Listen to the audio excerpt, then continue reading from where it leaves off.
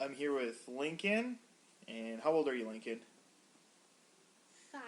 5, and you got to see Inside Out with your wonderful father, which is me. And what did you think of Inside Out?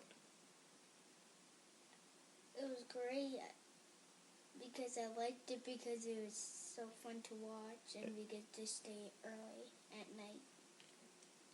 Oh, you liked it because it was fun to watch and you got to stay out later? Yes. I see, that's cool. And did you have a favorite person in the movie that you liked a lot? My favorite person was Anger. Anger? And why was Anger your favorite? Because he shot fire out of his head. When he was mad, fire came out of his head? Yes. Oh, that's cool. And anything else about the movie that you thought was good? I liked when Sadness slammed the button and then he hit it at his face. Oh, Fear. Fear, the purple guy? Yeah. Yeah, when he was trying to do that thing and then he got boinked in the head. Yeah, that was funny too. Yeah. All right, well, that's cool. And do you think everybody should go see Inside Out? Yes. You think so? You think all your friends should go? Yes. Yeah. Well, that's cool. All right. Well, thanks, Lincoln. All right. I'm here with Sammy now, who's 3, and his cool dad also took him to Inside Out. Same dad. And Sammy, what did you think of Inside Out? Did you like it or did you not like it? I liked it. You liked it? Oh, cool. Do you think everybody should go see Inside Out? Oh, you gotta say it. Yeah. Yes? And what was who was your favorite person in the movie? The blue guy really pulled that thing and then he fell down. Oh, okay. I think Lincoln mentioned that too. The purple guy, Fear, when he was trying to pull that thing and then it donked him in the head. That was the part you liked? Yeah. And anything else about the movie that you liked? When the white guy got fire on his head. You're saying like the same things as Lincoln. You guys must have liked the same things. That's cool. And did you think that this movie was fun? Yeah. Or that it was boring? It was fun. It was fun. That's cool. So you want to see it again then? Yeah. Yeah. Okay. Well, thanks, Sammy. I say see you later. See you later.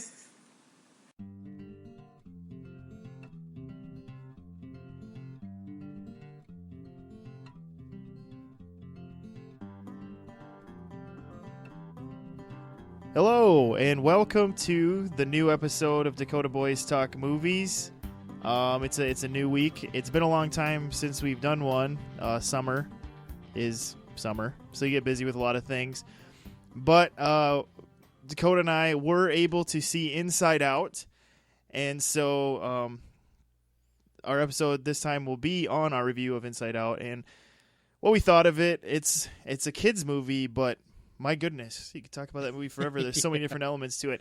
So we'll be talking about that movie tonight. But first, I'm just going to break into a little bit of news. I guess the one thing I'd like to bring up is, like I said, it's been a few weeks since we've done a podcast, and so we had never really, we put some on our Facebook page if you follow us there, but just about the fact that James Horner died.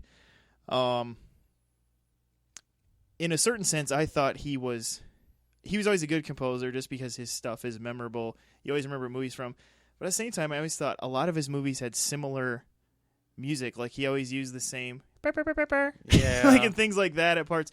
But at the same time, his music was good at pulling you into the story without being, sometimes John Williams could be a little bombastic and almost too full, where it's really memorable and you want to listen to it all the time and you remember the movie lines because of John Williams. but it was so fanfare sometimes that Horner was just almost more of like the subtle filmmaker. Would you agree with that, Dakota?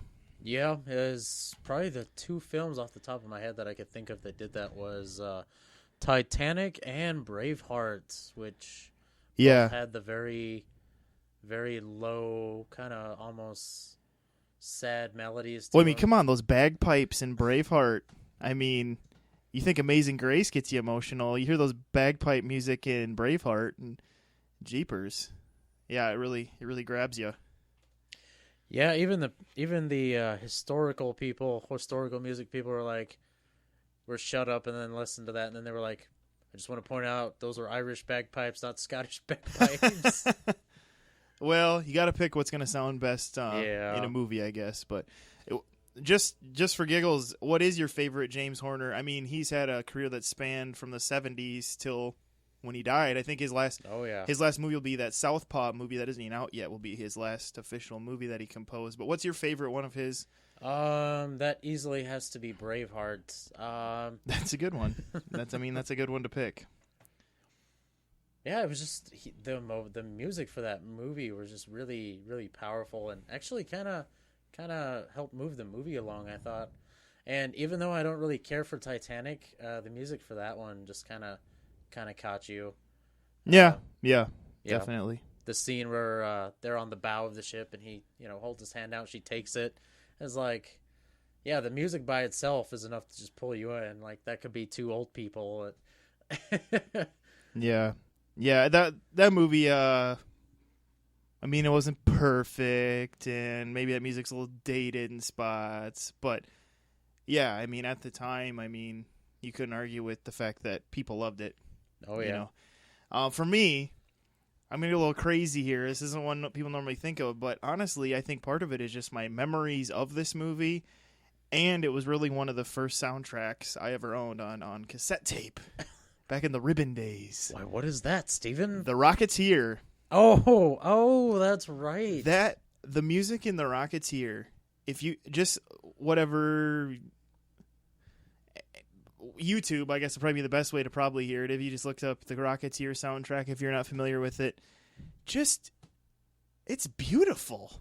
It starts out with just a piano at the beginning and just the notes he puts together to make that kind of Rocketeer tune at the beginning is really good. And then the way he builds it to have that same familiar melody of that piano thing at the beginning to be like the action things and the calming time. It's just great. It's a great soundtrack for a great movie. Very underrated movie.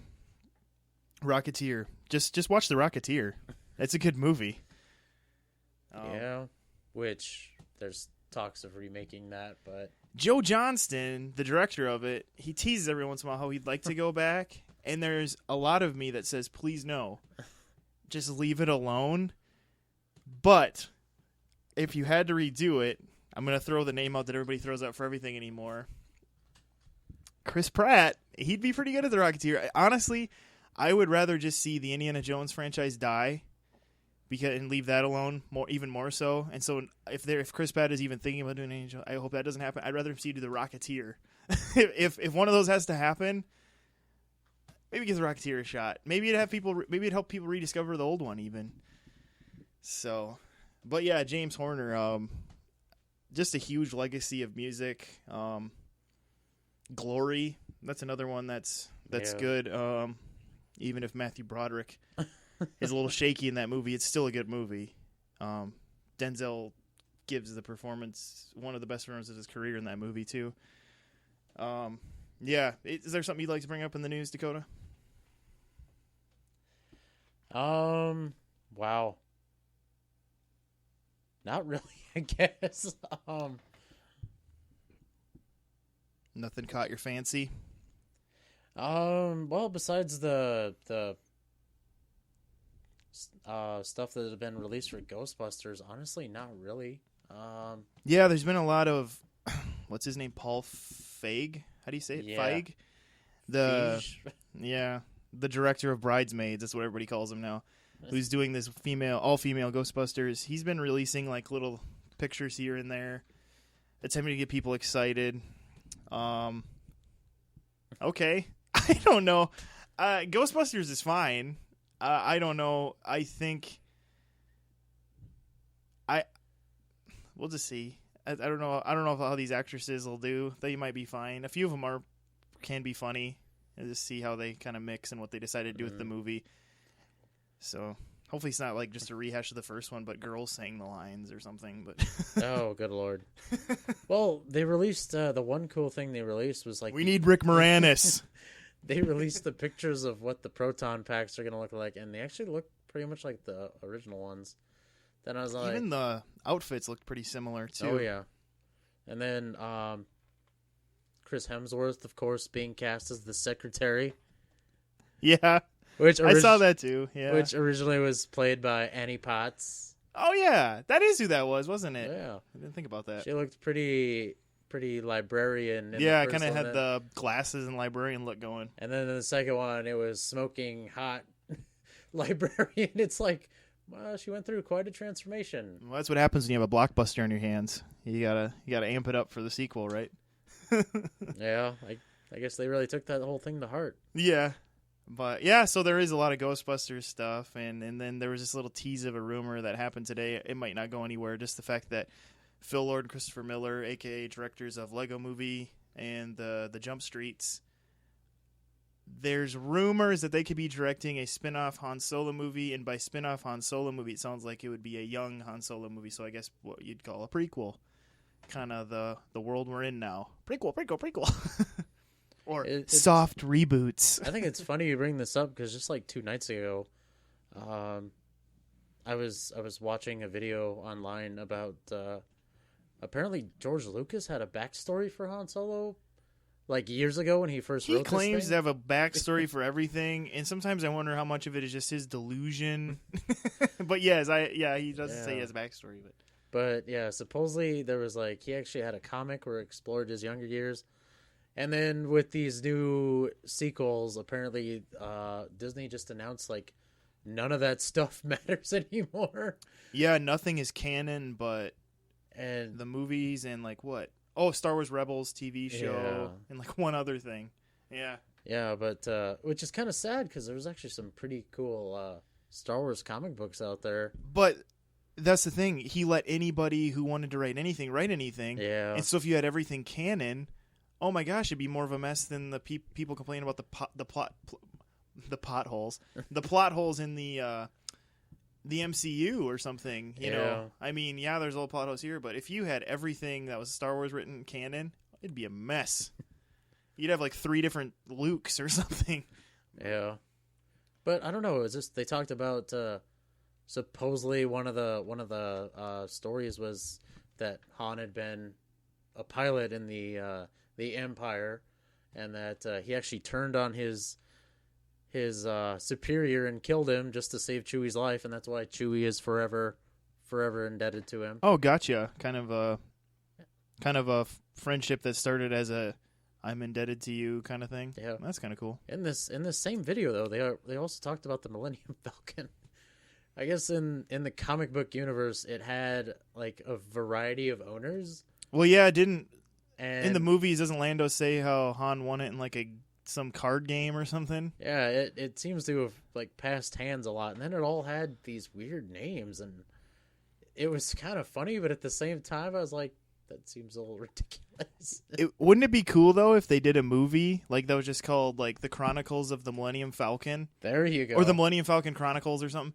And you just like went through the different owners of the Millennium Falcon and the things that happened with them, and you could have like 3 of them in a movie or something, because it'd be hard to have.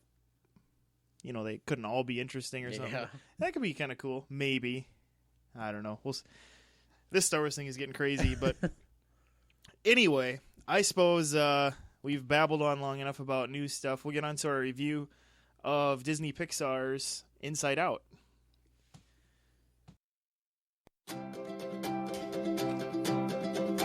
So, Riley, how was the first day of school? Fine, I guess.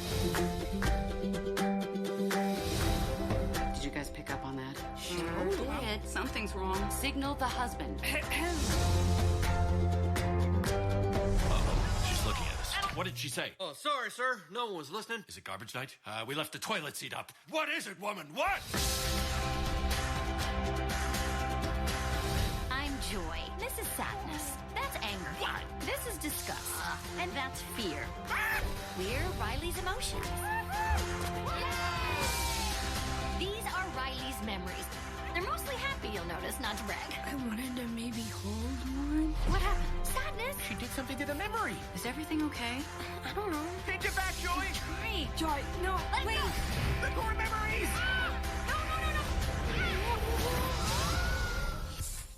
Can I say that curse word now? What do we do now? Nothing's working. Why isn't it working? We have a major problem. Oh, I wish Joy was here. We can fix this. We just have to get back to headquarters. That's long-term memory. You could get lost in there. Think positive. Okay. I'm positive you will get lost in there. What was that? Was it a bear? There are no bears.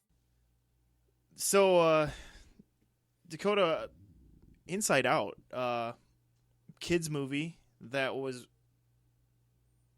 way more than a kids movie. It's kind of along the same vein as the last Toy Story movie, where it sure was made for kids, but a lot of adult themes in it, and I think a lot of maybe more adults would appreciate it than kids. Honestly, yeah. Well, we went to it together, and I took my two boys who are 5 and 3. And every once in a while, I would kind of look over and be like, hey, so, yeah, having fun? Because it wasn't like the movie was boring or nothing was happening. But I'd just be like, do they even get this? Does this, well, they didn't care. I mean, there's enough. The movie's, just has probably their best animation to date. The animation, it just looks great. And they had a few funny type slapstick pratfall type things, enough to keep the kids involved to where it can be a legitimate family movie. Family movie gets thrown out for everything from SpongeBob to Inside Out, where it's like, well, SpongeBob's a family movie in the realm that mostly any age could watch it, but all those age groups don't want to watch it. Yeah. Whereas with Inside Out, it is a legitimate family movie. Your whole family can watch it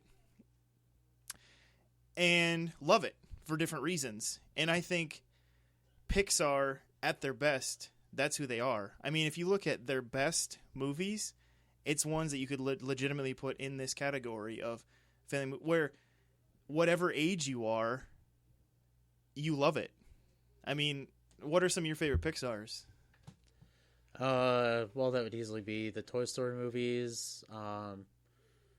I actually didn't like WALL-E when I first saw it, but I watched it again years later, and I was like, this is actually pretty good. Yeah, I've never been a fan of WALL-E. The animation of it was good. I thought the first WALL-E should have been one of their shorts. Just WALL-E being WALL-E, you could even it could have been wrapped up in 15 minutes.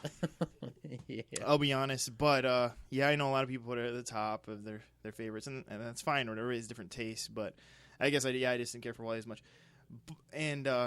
But yeah, my favorites are Toy Stories. Those are hard to beat. Monsters Inc., Finding Nemo, Incredibles. Those ones like that is some of those I watched as a kid, and I can still watch them now. But they move me differently now.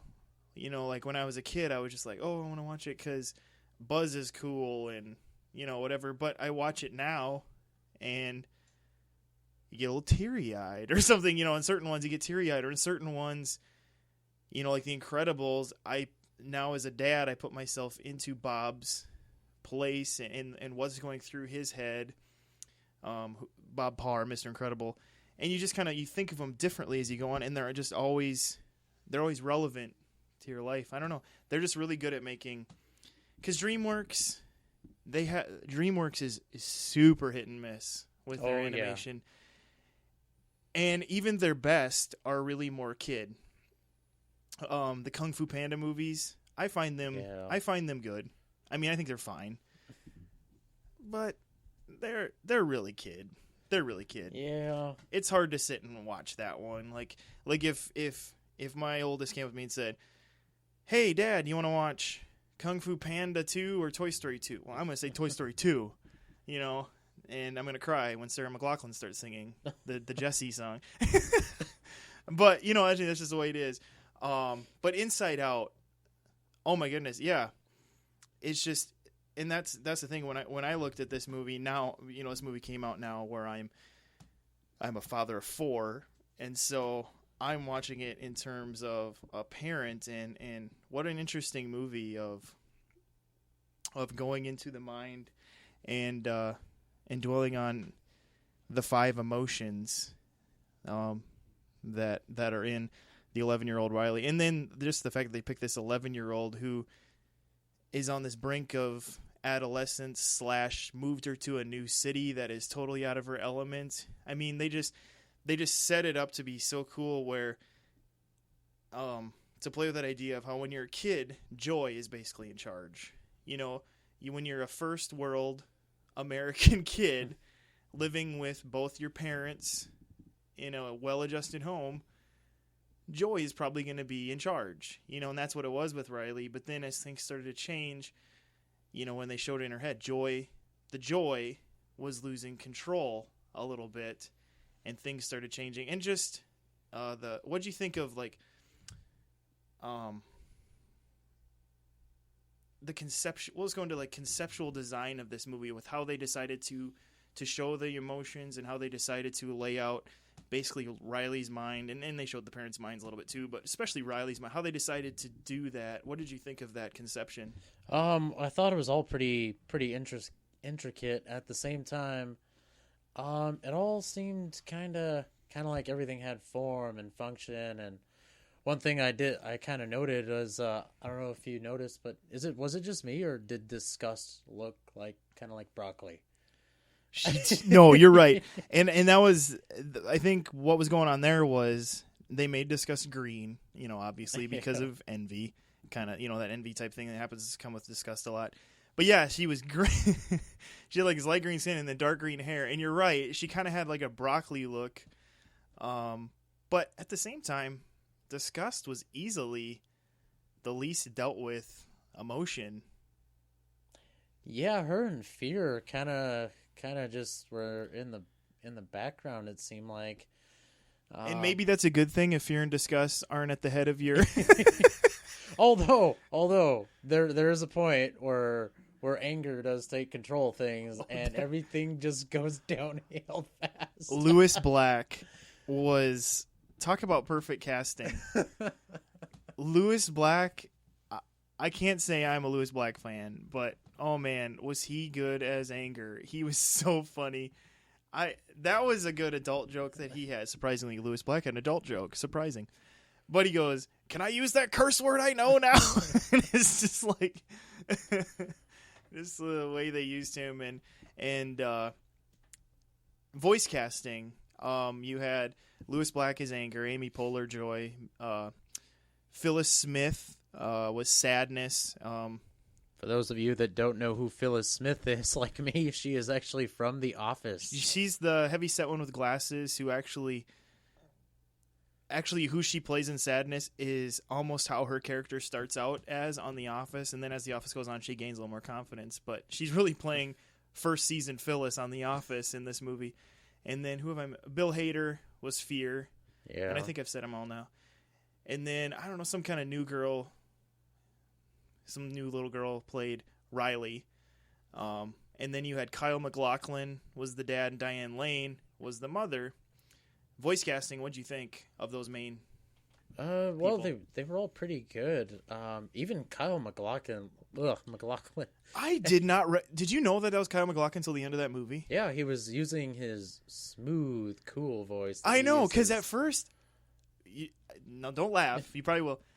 But I went, is that Paul Rudd? Really? Just right away. Just like, you know, like 3 words into Dad talking. For some reason, I thought I heard Paul Rudd. And then... But this is where I'm going to get into my defense. So I said, don't laugh. I immediately went, wait, that's not Paul Rudd. But I couldn't place it.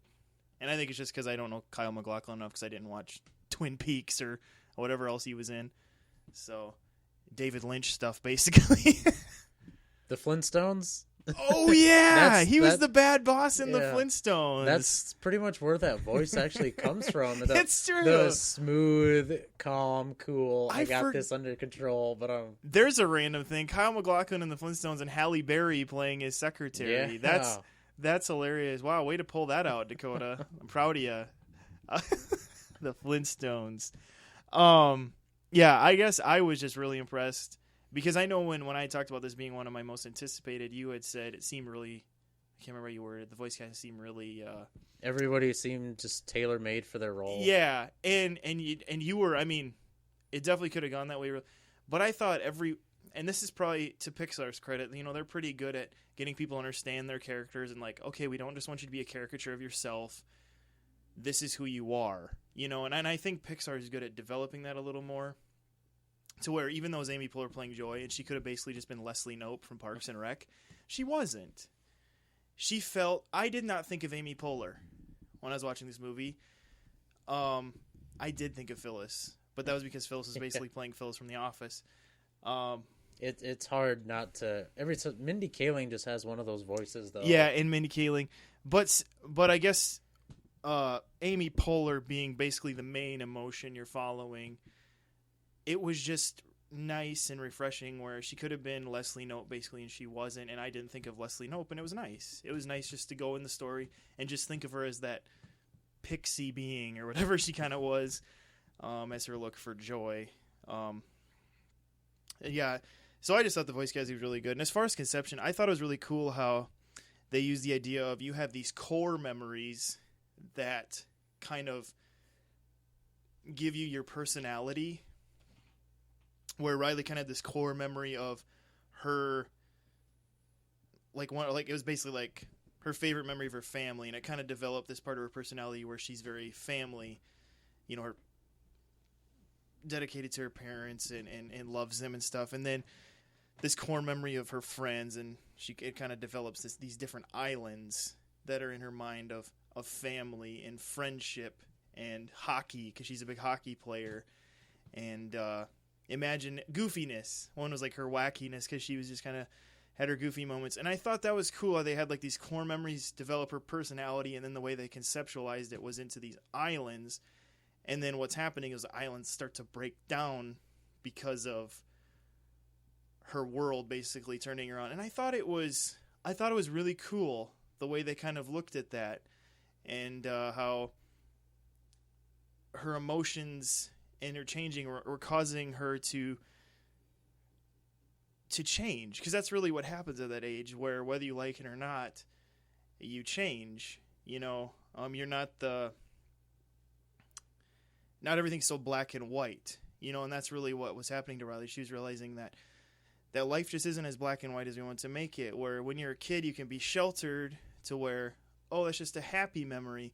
But then now that Riley's getting older and we see her emotions playing with her head, we realize that it's a happy memory, but then if she looks at it from a different angle, it's almost like it's a bittersweet memory. And I thought it was interesting how they played with that. Did you think that was cool? I did. And it was, once again, going back to the whole being very adult thing, it kind of goes through the whole, pretty much like the changing seasons of your life, pretty much. Yeah, and that's why I thought my 5 and 3-year-old were just going to be lost. But like I said, there still is enough of that Pixar humor element to keep them involved. But yeah, sorry, go on. Okay. I don't even know where I was now. But anyway, yeah, the whole the whole thing, sadness in the movie ends up picking up one of these. They have these in the movie. There are these things called memories, which look like round orbs. And she touches one of the core memories, and what is it, of her best friend? Yeah, all the core memories are the color of joy. And joy is most of the memories are joy colored. And yeah, sadness goes to touch. Yes, I think it's the friendship one first. Yep. And it kind of turns that memory into a sad one, because she's not at home anymore. This friend of hers is hundreds and hundreds of miles away, and that affects the friendship the friendship idea that she has, and Yeah. it starts to shatter that. And Yeah, I was just because she affected that memory, and it was a core memory, as they call it. The island that was her personality, friendship was breaking down, right? And then in the real world, they cut to Riley in the real world. She snaps at that friend on the phone out of her aggravation of being so far away, Yeah. and it kind of like and that's this movie was so good at showing real life, just through this idea. It was just that was cool how they did that. One part of the movie that I thought was a nice little break, you actually get to take a look inside the adult's head for a moment there. Oh man, With that was one of my favorite parts. with the parents, and then briefly for one of the teachers. Yes, it's funny and how dad is just totally distracted and is like thinking he's doing all the right things, and they're proud of what they did, and the wife is like, well, that was a disaster, and stuff like that. And they kind of show that in the trailer, but it's cool how they do show that in the movie, and how me being a husband and figuring it out, realizing that was almost a little too close to home. That scene was a little too close to home. I'm like, yeah, that's pretty much how it is. So your wife's talking to the kids, and you're thinking about Jurassic World. Yeah. Next thing you know, you hear the sound, and you're like, what? "What Here is she it is. talking In man's defense, since we are the Dakota boys, we're men. The difference between men and women, one of the differences, obviously there's a lot, Oh yeah, is that women have this ability to multitask in their minds. They can multitask like nobody. Men just can't. Like, if I'm doing something, I'm doing that one thing. It's hard for me to think of, like, 5 other things and also watch what every kid is doing, whereas women can do that. And I think if you're listening correctly here, this is really a compliment to women. It's amazing that they can do that. And sometimes my wife gets aggravated at me, but it's like, I don't know how you can think of so many things at once. And part of it, I know, is I have ADD. It's hard. I get a little distracted by things a little bit too, but women are just amazing. And then one thing men have over women is we think we're really awesome.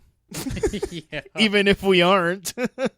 And so that doesn't always help those situations like that either. Yeah. Where in that situation, he's like, the foot is down, and they think they like handle this whole disciplinary thing like the dad should, and the mom's like, yeah. My favorite was when they go into a teenage boy's head after he sees a girl, and everything is chaos, and like the emotions are just running around, and there's like one of those electronic marquees just blinking, girl, girl, girl, and then they show the boy, and he's just standing there staring, and then they go back in, girl, girl, and he doesn't say anything. He just stands there like a boob. Oh god, that is so funny, so true. One that caused me to bust a gut there was when you got to see inside the bus driver's head, and they're all just angry. Oh, yeah, the school bus driver, and all the personalities are just anger, holding a steering wheel, screaming, and then they pull out, and the bus driver just sitting there with a smile on his face. Yeah, those are pretty good. It was just kind of cool. You could just see Pixar was kind of having fun at those times of just how to deal with this idea.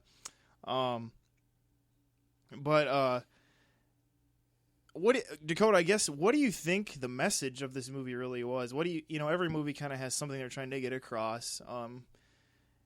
And Pixar is, for their good movies, are known for their strong stories and having some sort of fleshier, deeper meaning in their stories. What do you think the message of Inside Out was? Honestly, I think it was really just kind of about kids, really, and what's going on inside them. I think there's a reason why we probably didn't spend too much time in any of the adults' head at all. There were very brief moments. And I'm sure they picked a young girl for this movie just because, well, obviously women probably feel their surroundings a lot better like boys did. Like, some boys would probably just notice things, but just try to go about the day as everything's usual. That's how I was. Like, crap, we're moving. Crap, gotta meet new people. Yeah. Yeah. Yeah. I hope these guys like pizza like I do, because that's the only food I like eating. Yeah. When I was trying to think about this movie, other than just trying to make some sort of clever movie, which I think we can all admit has been a little while since Pixar's had a real good clever movie.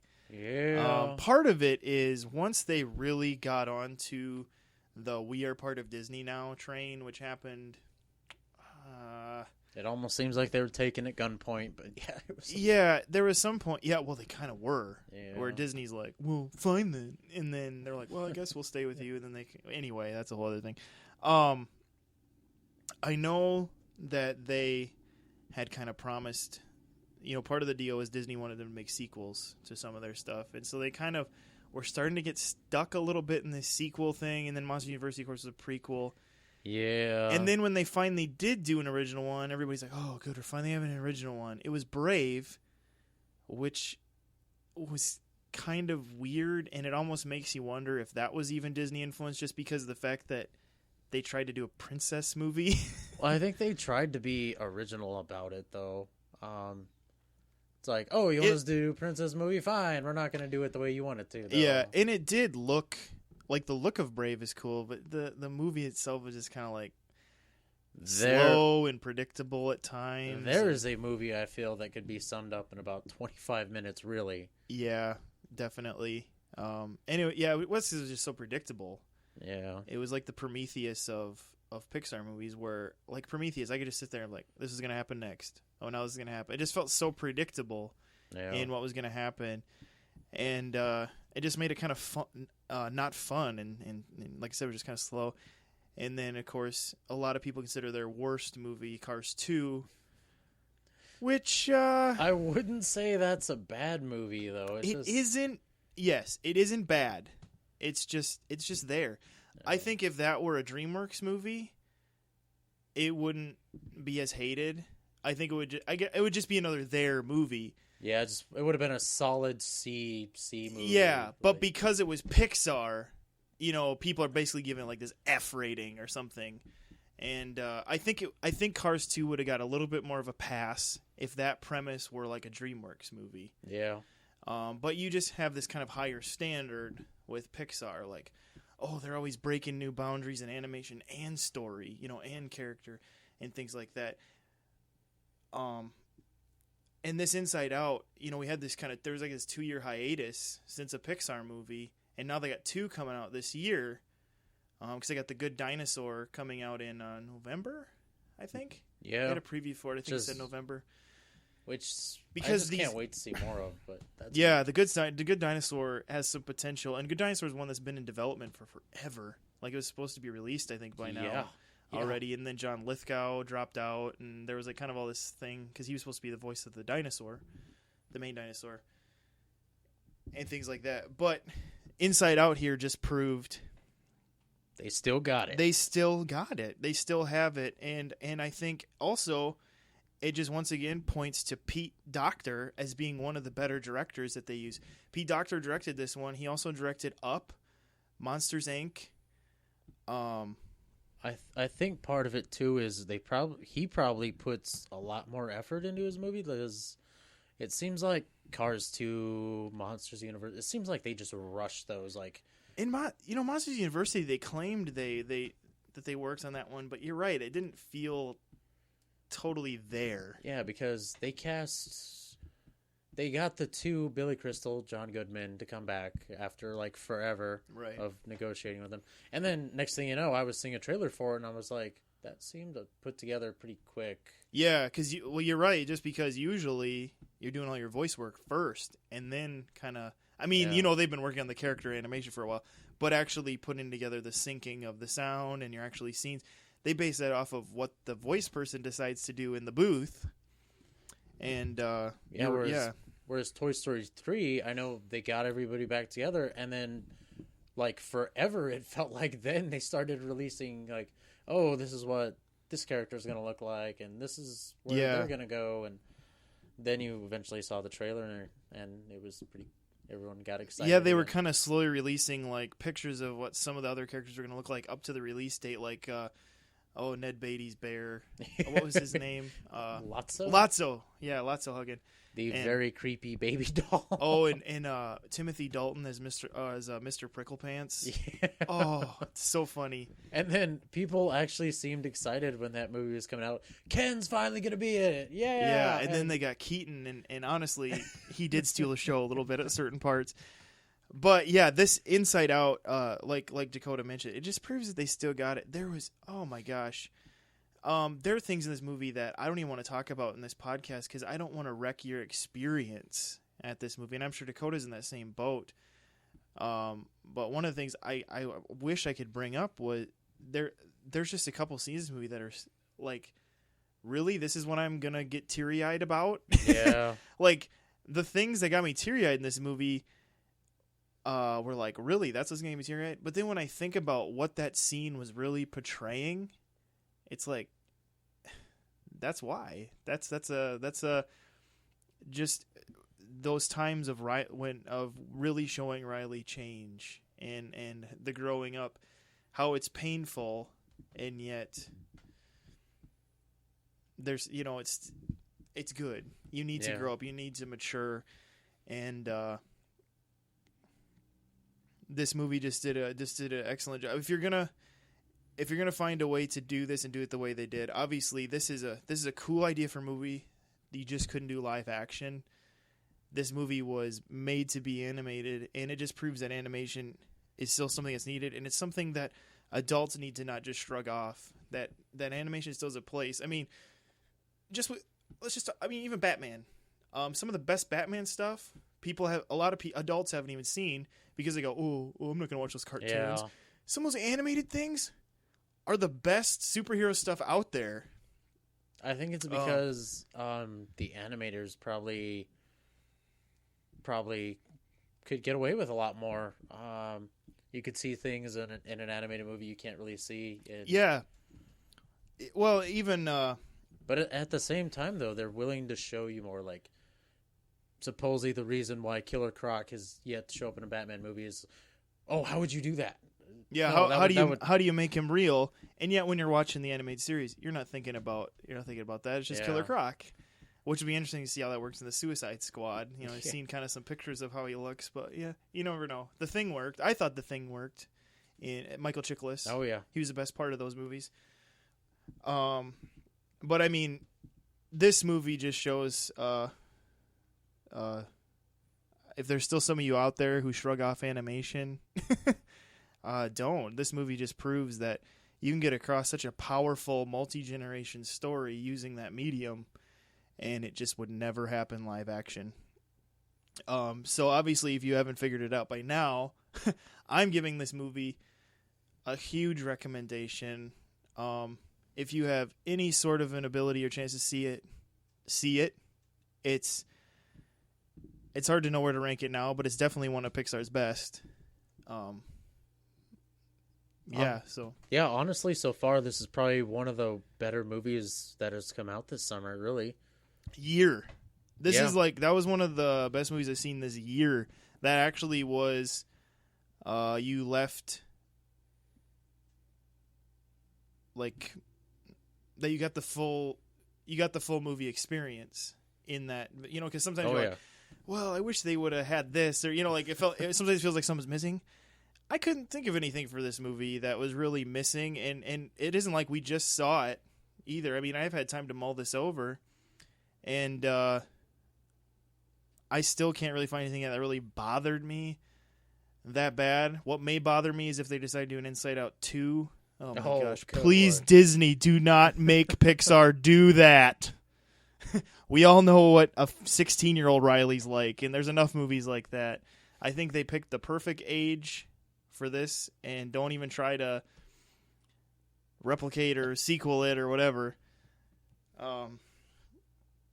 So yeah, both of us definitely, if you get a chance to see it. It's a hard movie to knock, and I'm sure when Oscar season comes around, this is definitely going to be nominated for a Best Animated Feature. And honestly, I wouldn't be surprised if it won. Oh yeah. I'm trying to think of what other things have or will be coming out this year in the animation field. Pixar could be competing with themselves, I guess, depending on how The Good Dinosaur does.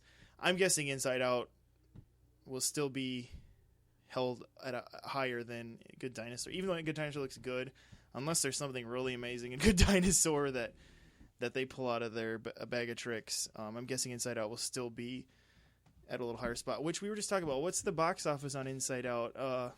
It didn't beat Jurassic World on its opening on Inside Out's opening weekend, but it still made.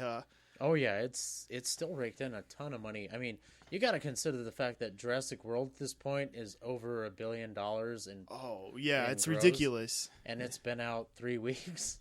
Yeah, and I mean, Fast and Furious took almost a month to get there. Almost a month. Whoa, took a long time there. Yeah, but I know what you mean. Yeah, that was the last big $1 billion movie. Yep. This is Universal's year with Jurassic World and Furious 7. But yeah, I mean, Inside Out, I mean, people are apparently going to, which is good, and if you've seen it, great. Hopefully you can relate with us. But if you haven't, go. And if you have seen it, go again. Take somebody who didn't go with you or the first time and go again. I definitely would like to see it again. I don't think it'll be necessarily in theaters, but I will still definitely see it again. It's just, like I said, it's one of their better movies. This is one I feel like you should have watched with your wife. I really do. Well, it's one of those things where we did try to make that work. It just didn't. It just didn't happen. I think when you do watch this, I might have to sit there and record her reactions to certain things. Yeah. And there's another characters movie I would love to talk about, and it kind of got spoiled to me a little bit online. I don't want to spoil it to you, but there's another character in this movie that is possibly my favorite in the movie, and just another reason to go see this movie is for that character too. So that's our review of Inside Out. As far as Dakota Boys type things, of course, we're on Facebook. Hopefully, you're watching things there, and even more so, just like that, and then that stuff will show up in your news feed if Facebook allows it. Is it just me or does it drive you crazy that Facebook is doesn't show you everything?